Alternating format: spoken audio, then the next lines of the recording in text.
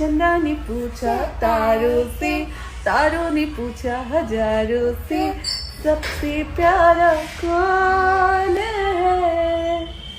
पापा, मेरे पापा।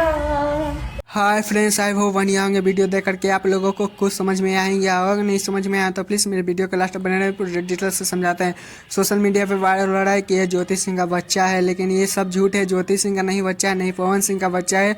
ये ज्योति सिंह इस बच्चे के साथ खेल रही थी और मतलब कॉमेडी कर रही थी। तो इसी बात पे क्या ही बोल सकते। कुछ दिन पहले अक्षय सिंह पर आया था कि अक्षय सिंह 3 महीने का प्रेगनेंट है। इसी बात पे अगर पवन भैया नहीं बोला था कि कुछ भी होता है पवन सिंह का मुद्दा बन जाता है। कुछ लोग सुनते समझते नहीं है, कुछ भी होता है पवन सिंह पे इल्जाम लगा देते हैं।